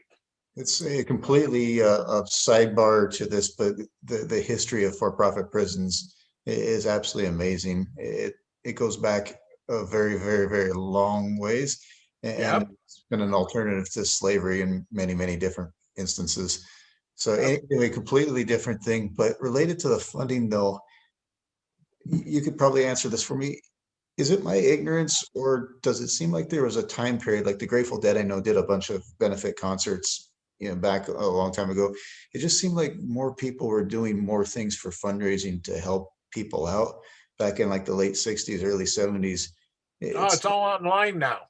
Yeah, you don't see that type of thing any longer. I mean, like, I know Didn't they do a concert recently for first responders, a bunch of stars, maybe after the Super Bowl? I can't remember. I don't really watch football. If they put switchblades on offense, I might, but we don't even have a television that works here, so I haven't seen any television lately. Yeah, so I stream movies, that kind of thing, but I'm not a traditional TV fan. But one good thing about the streaming is, in terms of doing film medium, there's never been more people competing, but there's also never been an easier time to get your stuff seen. Very true. Without having to have sex with somebody. So, or incriminating photos to go with it. Yeah, incriminating photos, or leaving a horse head in their bed. Already taken. We all knew that was Frank Sinatra. That's how Frank, the Godfather, the whole horse head in the bed thing happened. And that's how Frank Sinatra, who was already a has-been, got the From Here to Eternity role that jump-started his career again. No kidding. Okay, no, I didn't know that. Yeah, the whole Maru, they did historical fiction and didn't name any names because he didn't want to be killed. But yeah, it's common knowledge that was Frank Sinatra getting him into From Here to Eternity, the horse head thing. So, okay. Glad we elucidated that. No, I related to show business though, because early in this, we mentioned that you had opened for Country Joe and Jerry Garcia and others. Do you have any Country Joe stories? Yes, that are legal? I do. Let's share. Country Joe's story. We were doing the circus. This was the circus with the clowns, Major Chumley's Amazing Traveling Circus. And one of the nicer gigs, we got picked up by a bunch of Marin, fairly upper middle class, hippie-ish Sufis. And they were in this group called Subud, I believe was the name of their organization. And they brought us up to do a benefit, and they put us in a nice park in Marin, in the woods in Marin, outside of Mill Creek, and wasn't nearly as developed as it is now. I believe it was Mill Creek. And we put up our circus tent, and we did benefit shows where they got part of the money and we get part of the money, and they gave us some food and stuff like that. And it was a pretty nice gig. They're very nice people. And one neat thing they did was they bussed in like 600 inner city Oakland children, all under the age of 7, which was 99% black, little black kids who'd never been to a circus. And they brought them to our circus. And we were just enchanted, and the kids were having a great time. And then we introduced, and now, ladies and gentlemen, the world's most ferocious gorilla suit in captivity. And we'd announce him as that. I would announce him Bonzo. And the clowns would have 5 ropes coming out in all different directions from this person in this cheap-ass gorilla suit who's going, "Arr," as they pull him out. And the bit that we would do, we'd bring him out, and I'd do this lecture on evolution and how, we're not descended from the apes, a real supercilious as ringmaster, and I'd be hitting the gorilla with the cane, and he breaks all the ropes behind my back, and the clowns all run off. And I turn around and he's there and he chases me off stage. And then a moment later comes out, picking his teeth in the ringmaster's hat and goes, for the next act. Well, we never got that far in front of this Oakland crowd, because the moment the gorilla was brought in, there was a collective shriek from 600 little black kids, and they disappeared. They were out of that tent and into the woods in every direction imaginable. And it took us 2 hours to find them all. You don't want to lose a little black kid in the woods because of a circus show. Nobody wants that. And everybody was, their regular teachers were not mad at us. It was just one of those things. Nobody was mad. We got to find these kids. And we immediately pulled the head off the guy, the person in the gorilla suit. And even that, the kids, because he had their eyes all raccoon for makeup, so you couldn't see the eyelids, and that freaked him out. So then we had to partially undress him and put a hat on him. And as we brought the kids back, they got that it was a person in a suit. But so at any rate, the next weekend, Country Joe McDonald was going to play, and we were going to do the circus as an open for him. And I think at the time now, in retrospect, and I think somebody told me he'd taken a bunch of acid. I know his pupils, I recall, were totally, he could have seen in the Merrimack Caverns without lights. He was, and I get a volunteer from the audience for the ending act where I get the concrete broken on my stomach. And I thought, I'm going to get Country Joe to break concrete on my stomach. And actually, I'm not going to try and show you the scar. But I still have a tiny little scar. I was going around scamming concrete, and oftentimes I go to some rubbish pile, and I got these big chunks of concrete highway, and I didn't know they had rebar in them. So when he broke it, the rebar split and made a big gash down my side. And but we covered for it, but then we opened for him. So that's all my involvement with him, is he broke concrete on my stomach and gave me a scar. I wonder if he remembers that. You would think so. That's a good question. I wonder if he remembers anything from the amount of substances they used to take. He's got a banana peel story that was hilarious too. I've heard him tell that. Well, I'm gonna have to look that up. On YouTube, maybe.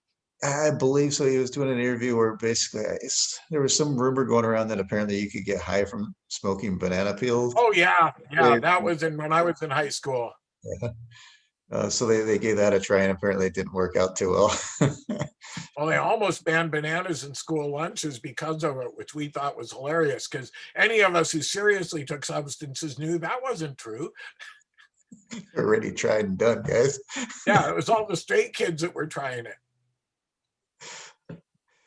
Related to drugs in a loose way, what about Jerry Garcia? Do you have any stories about opening for him? Was it for him and his band, or was it the Grateful Dead itself? Or no, it was first let me clarify things, saying I've always been fond of the Dead, but I never was a Deadhead.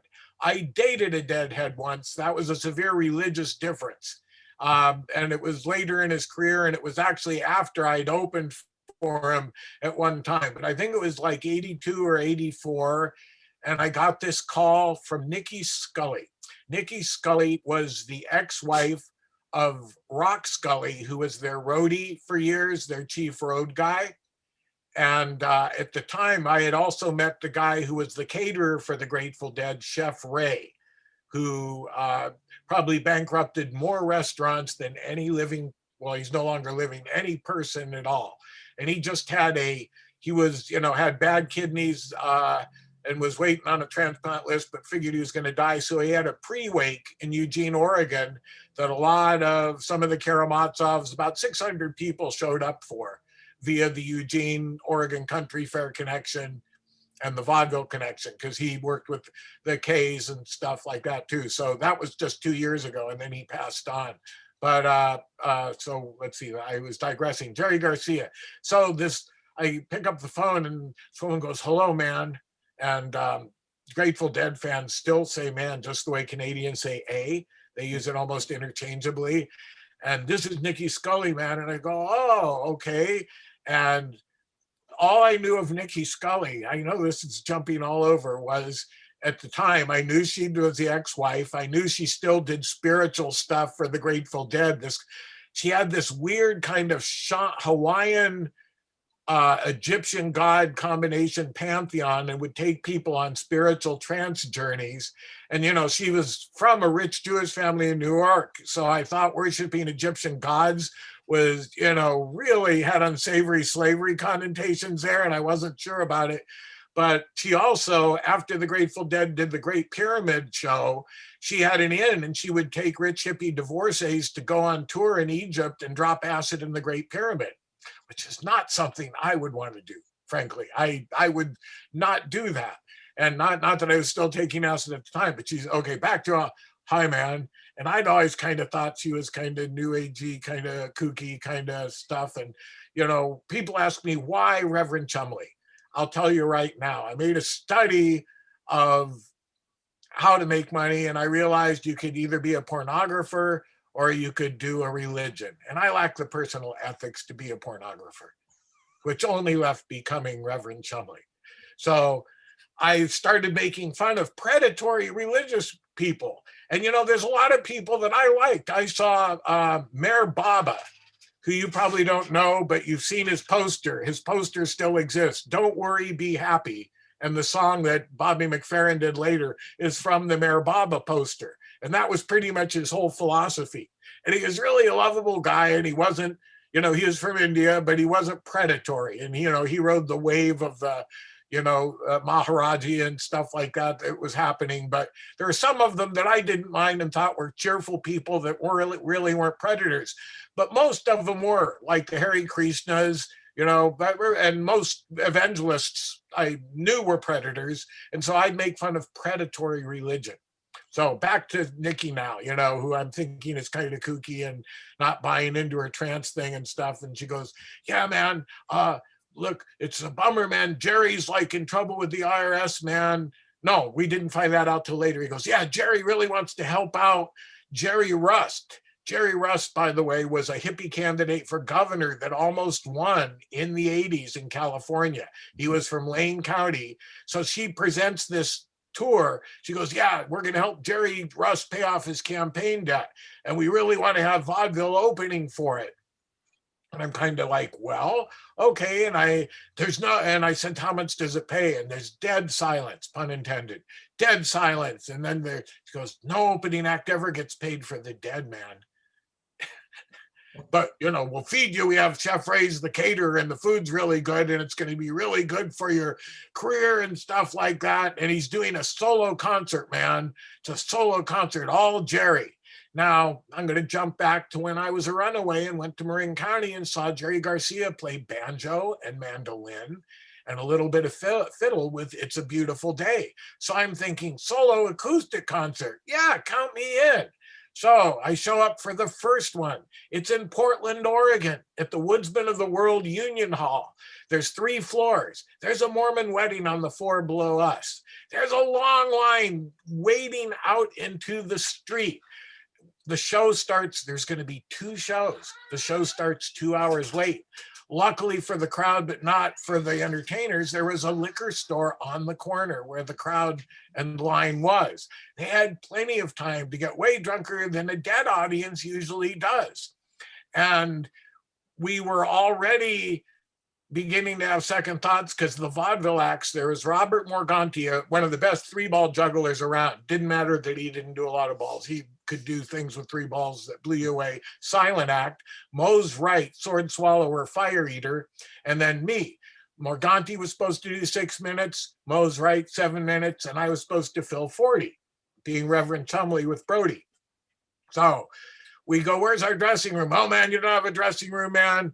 You right over there, and there's this like stairwell, you know, those union gymnasium things. There's a stairwell on the other side of the stage and a little alcove. We got an alcove, and the only bathroom was across the floor. That was the general bathroom. Jerry had his own bathroom, but across the floor, the same one that all the audience was going to use. So finally, 2 hours, they start letting people in. And when we had to pee, there was no way we could get through the crowd. So we had to pee and pour paper cups and pour it out the window past the Mormon wedding downstairs. And they called up and said, they keep pouring beer down past our window. We said, yeah, beer. Yeah, beer. And now and then, like 2 or 3 15-year-old girls would come staggering up into our alcove and go, Jay! One threw up on in the side there, and we were going, this doesn't portend very well. And so we found out later that anybody who bought tickets for this had been told that a real great hot young band was going to be opening for Jerry, not a vaudeville act. So by this time I had gotten 50 rubber chickens, and I bought them specifically to open for Jerry Garcia. But it turned out it was really good because it turned into a really long story at the Canadian border, crossing borders with rubber chickens. But that's for another interview. At any rate, the joke was to be, I did this traditional thing. They'd introduce me 3 times. I would be late. Then I'd run in from the back of the audience. And I did this in my stage show, going, oh, I'm late. And I run up and I get up on stage. And each time they'd announced Reverend Chumley, the stage light would come up. So I get into the light and it goes off again. And, you know, it's very well planned with the tech people, and it gets a big laugh and it comes up again. And I start to set down my suitcase and it pops open and all these rubber chickens spring out, right? I think, well, that's going to be funny. I hadn't tried it for an audience. Well, I managed to work my way through the crowd to get ready for my entrance. I'm watching from the back of these very drunk young people going, Jerry, Jerry. And Morganti comes out, the juggler, and the light goes on him. And he's a juggler. And the light was this sickly orange light that you used to cover the junky pallor of aging rock musicians. And it lit him from the chin to the top of his head, and the rest of him was in total dark. Oh. And someone yells, where's your guitar, fuckhead? That set the tone for the 3-week tour. That was pretty much set the tone for the 3-week tour and how audiences responded to the vaudeville. And to be fair, these people had waited 2 hours, you know, to get in and stuff. And this was only the first show.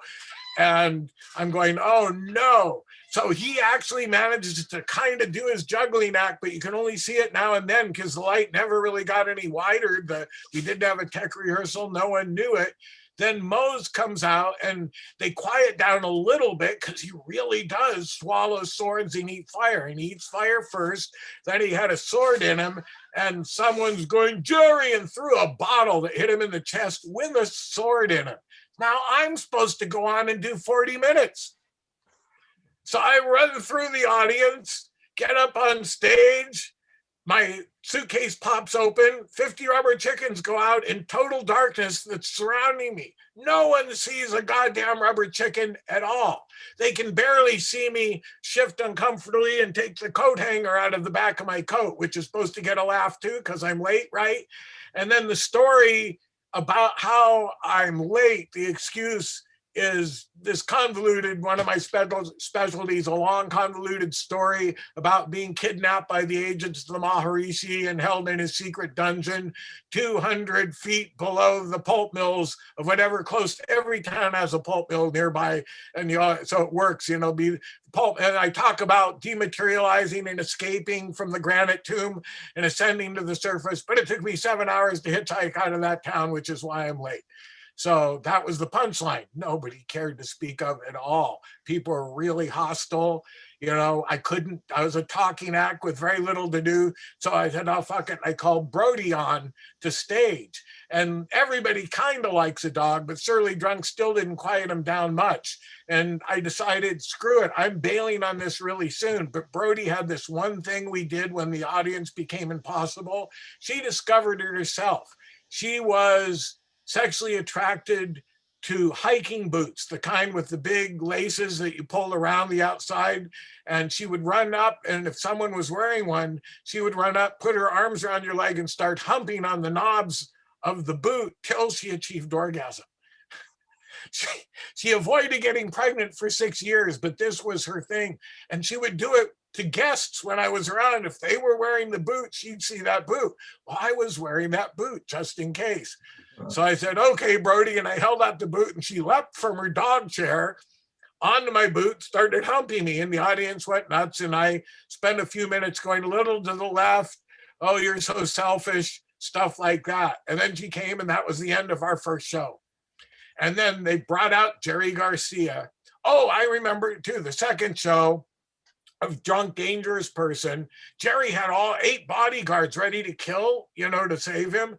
They watch this drunk guy get up on stage and start coming after me. And this guy was Danger. I knew from the street.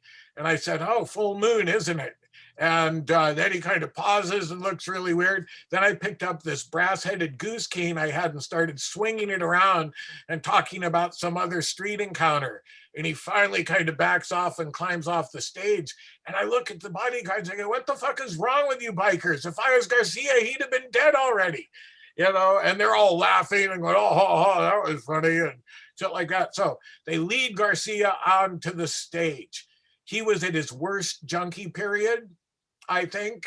We never saw him except when they led him on stage the whole tour.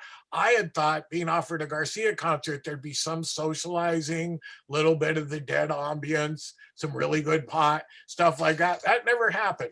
Jerry was always off by himself shooting up before the show. Then they let him out. The audience was really worshipful, didn't mind. Let's see. How many deadheads does it take to screw in a light bulb? I don't know. Well, there's 2 answers. One, they screw in Volkswagen vans. But the other answer is they don't change the light bulb. They wait for it to burn out and follow it for 30 years. So Jerry came out and did 40 minutes of Grateful Dead songs he played rather poorly on an acoustic guitar and trying to make it sound like an electric guitar. And his audience, it didn't matter. He was God. So they always felt like they got their money worth. But I was just kind of, oh my God, he looks awful, and I don't want to do CPR on him, yuck. And all the things we were talking about. So we were getting steadily on this tour more depressed. And finally, our last show was in Eugene.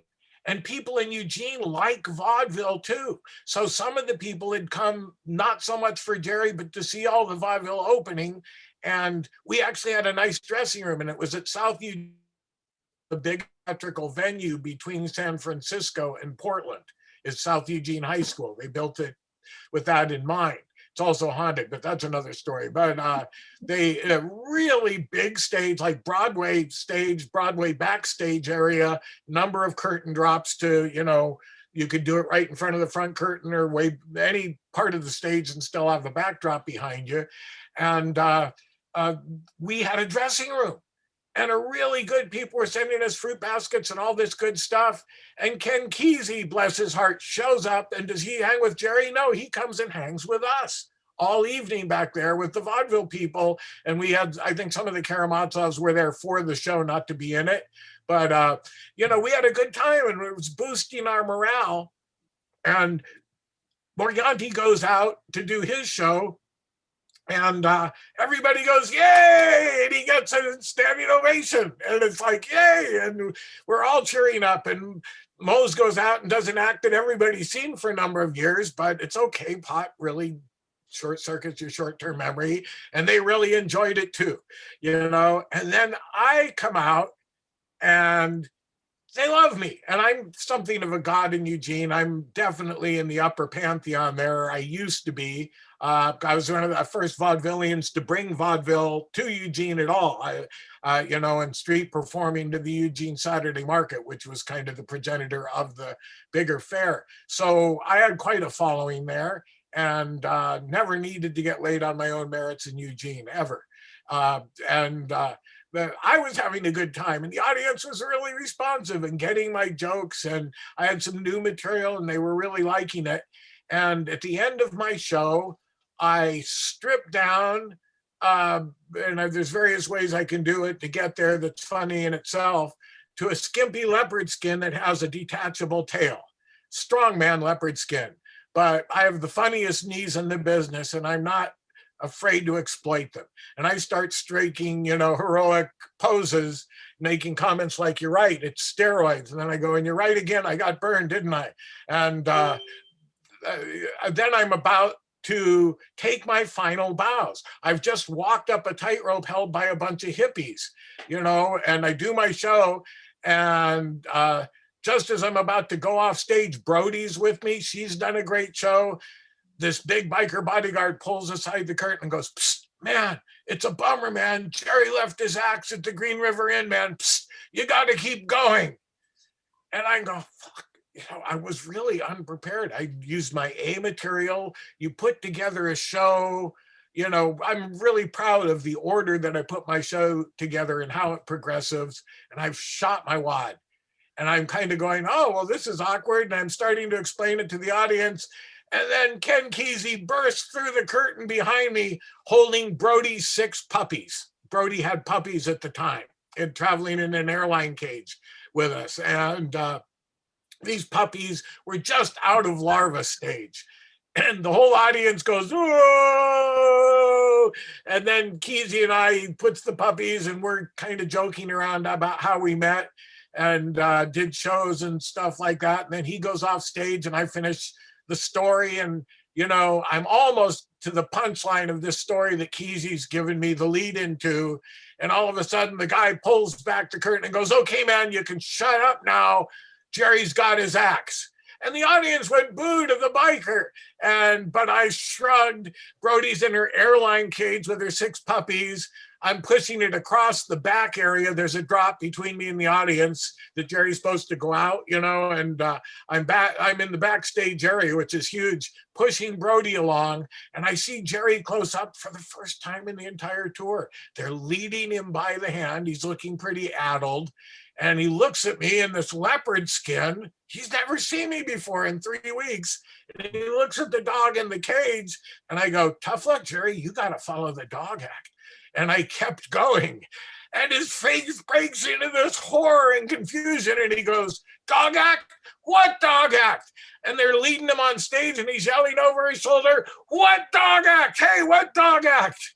And that was so good that I put that on my promo. I had a quote from William Burroughs and one from Tom Robbins and from the New York Times. And then at the bottom, "What dog act? Jerry Garcia."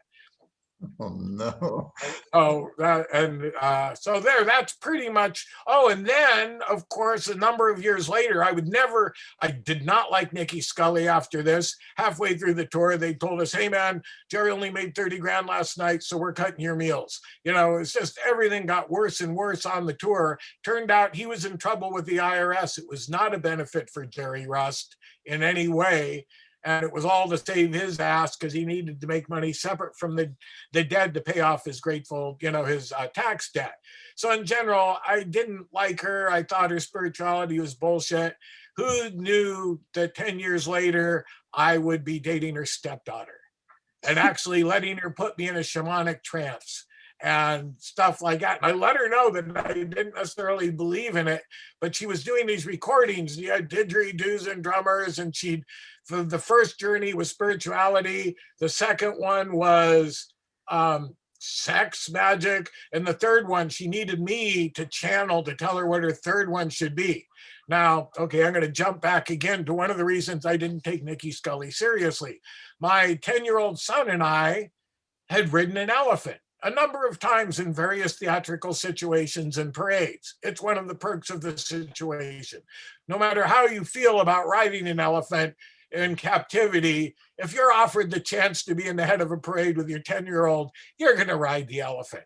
And one of the reasons you learn that they have these platforms for riding the elephants is because an elephant's back is like a dollar store hairbrush, but with less bristles, and the bristles all made with steel. And they're all spaced about an inch apart, just far enough to give you no support. So if you don't have that between you and the elephant, you're not going to do well, especially with your privates and stuff. So back to Nikki Scully, midnight on the stage at the Oregon Country Fair, Friday night before the midnight show, which is on Saturday. She's leading a shamanic journey, and she's doing this kind of, it isn't free associative, but it's this and then you turn into the eagle and you fly and you're soaring through the stars and da da da da da, and then you leave your eagle body and you drop down naked onto the back of the elephant. And my son and I, there's all these like 200 hippies around going, and we burst out laughing because we know you drop 3 feet naked onto the back of an elephant, they're going to have to pry you off with a crowbar from those spines. And we're just cracking up, and everybody's going, shh, bad hippies, And so 10 years later, I'm dating her stepdaughter and actually realized she actually believed the stuff she was peddling.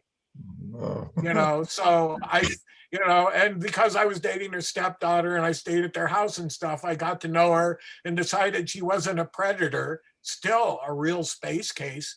It was still one of the worst gigs of my life that she'd put together. And I found out she was in trouble with the family, as they refer to the extended dead family. So I'm dating her stepdaughter. And I'm down in Northern California doing a stockholders meeting for the Real Goods Company, a kind of an alternative hippie, corporate capitalist thing. And it's out camping for 3 days. And I am doing my show and Jerry dies. And they have a private funeral for him in Mendocino. And I don't get out there, but I did hear that evil wife Deb, that's how everyone in the family referred to her, as evil wife Deb. His last, who most people think she probably murdered him, was there, and he was in a casket, and they were getting drunk at some Hells Angels house in Mendocino. I don't think it was actually the Hells Angels farm where all the bodies were dumped, but she's going on and on about what a great lover Jerry was. And, I'm sorry, junkies don't get erections very often at the amount. And so finally, Kesey said, well, for God's sakes, Deb, why don't you just blow him in the coffin and show us? And Dylan, I hear, turned green and left the room. So the next day, they're going to have his public funeral, which my girlfriend that I'm seeing is going to be an altar babe there. And they're doing it in the Polo Grounds where the Grateful Dead used to play free concerts in the 60s. And they've allowed people for the first time in history to legally camp overnight in Golden Gate Park. And the city gives them a permit. Number one, that there's going to be no live music, I think was the first, on the condition that there was no live music. So there's the Polo Grounds seating, it's like a stadium with seats on one side of it facing the action. It's not like a double stadium. And that has the family and a little altar with Jerry's pictures and incense burning, and a line of probably 10,000 people steadily started at 9 a.m. and went by the picture and left poetry or crafts or really good bud. They must have taken in 20 good pounds of really strong pot, all being left there, and people, and the altar babes would give them a little hug, and some of the older hippie guys would try and do, take advantage of these. My girlfriend was considerably younger at the time and incredibly gorgeous. And I call it, you learn to give the uncle hug, which you give unsavory relatives. You start to hug, but put your shoulder in the middle of their chest before they get close, and I taught her that. She said, having to do that. And I've run up and waved my way through the crowd, and I'm waving and waving up on the, where the people are in the altar, and everybody's looking at this older hippie going, he must be someone. They let him through. And my girlfriend waves me up, and I go up, and I'm kind of standing there, and I go around back to the green room. In the green room, there's 6 cages full of doves getting totally inebriated from the amount of bud that's being smoking from the stuff left on the altar. And the line's still going by, and they're playing recorded Grateful Dead, and bless their little hippie hearts, people are recorded music just like they would at a concert, because the Dead were never uptight. Again, bless their hearts for people doing their own recordings of their music. Like some bands would be assholes. They never were. That's why there's so much bootleg stuff for the Grateful Dead. So that's going on. And finally, the line gets ended, and they're going to do the ceremony. And first, Jerry Garcia's daughter, who he's barely seen in her life, comes out to say a few words, and she goes, I love you hippies, you're putting me through college. And then they have a couple of other members of the Grateful Dead come out and say stuff. And Nikki Scully does this invocation.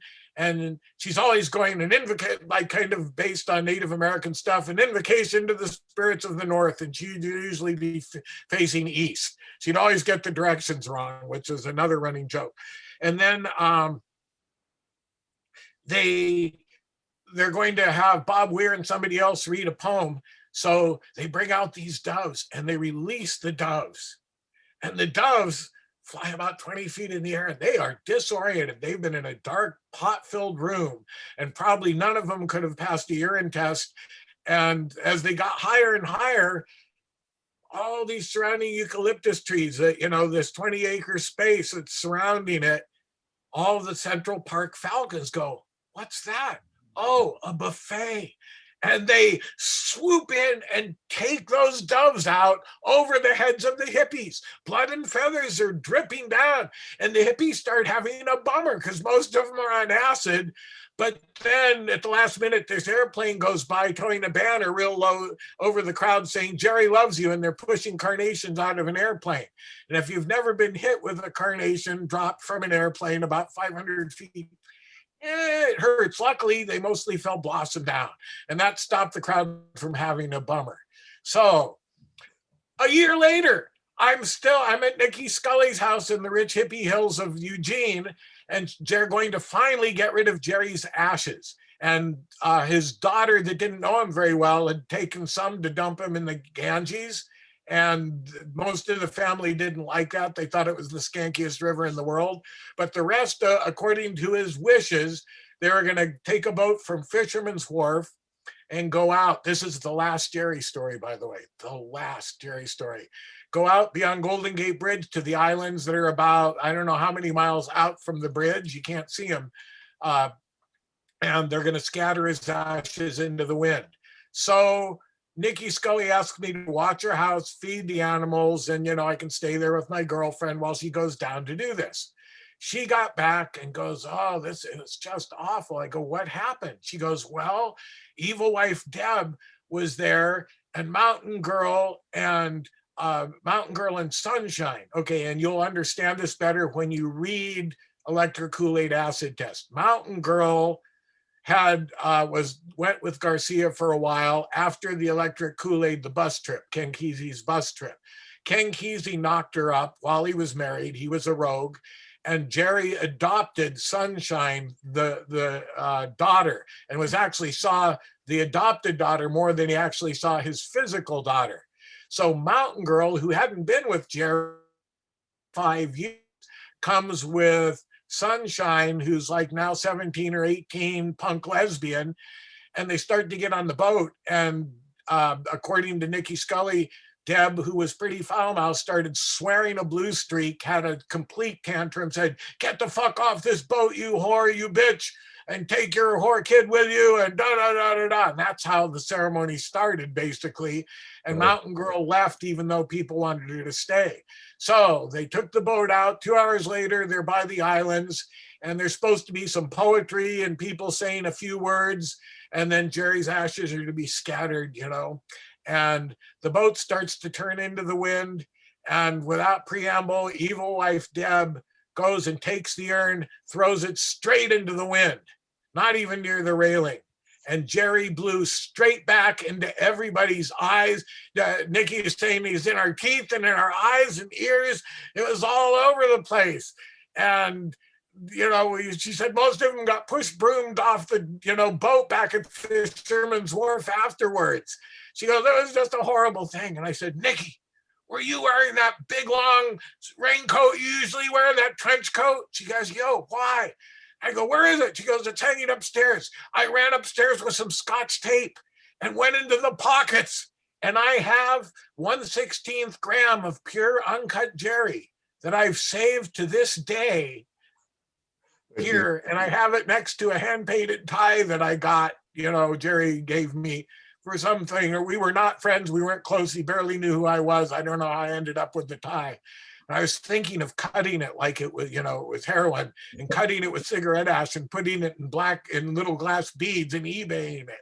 or something. I'm not sure. It's still there though, and that's the last Jerry story.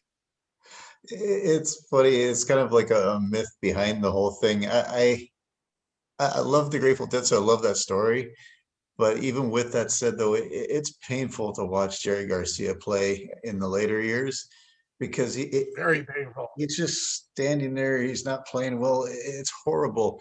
And so I'll get kicked out of the cult. But John Mayer joining Dead and Company is the best thing ever because the solos and the way he plays with them is I so haven't beautiful. I wouldn't. I'll have to go and look at that. I'll have to see. I've never seen them after that.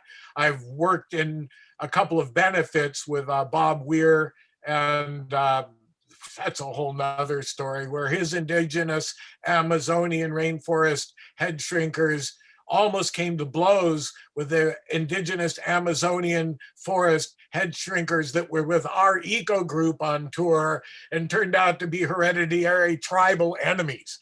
And they almost ended up chucking spears at each other. They were swearing at each other with guttural clicks and glots in their language, all during the whole benefit, too. So, and his indigenous Amazon people considered our indigenous Amazon people Jesuit sellouts. So the animosity was strong there. But but that's not a Jerry story, and that's later. So you've heard the last Jerry story. Oh no, I love it. And the funniest part is I need to wrap this up. But God, we've hardly talked about anything but 2 or 3 things. Yeah, so many other There's years. But yeah, we may have to do a sequel. Go ahead. I didn't even know where to start, and I'm not even sure where to end. So this is so hilarious. I appreciate you taking the time to join me tonight. I loved it. Sure. I'll have to ask you more about King Casey another time because he's a hero of mine. Yeah, well, he did a couple of poetry festivals in Eugene in the early 70s. And that's how I ended up working for him, performing. And I got to meet all the heroes of my childhood because I always was more attracted to beatniks than I was to hippies. I was just a little too soon for the major 60s hippie thing, way too late for the beatnik thing, but I liked the beat generation and had read all the authors. So I got to stay up all night at a fire at Kesey's and listen to Allen Ginsberg and all these other angry young men who in the 50s were now angry middle-aged men, now snapping their fingers instead of applauding and stuff, and just all these heroes. So that was one of the great rewards of that, was the whole connection I had with the beat thing. So awesome. I'll have to ask you about that on another time. Mr. Mielnik, thank you very much. Loved it. And I wish you a good night.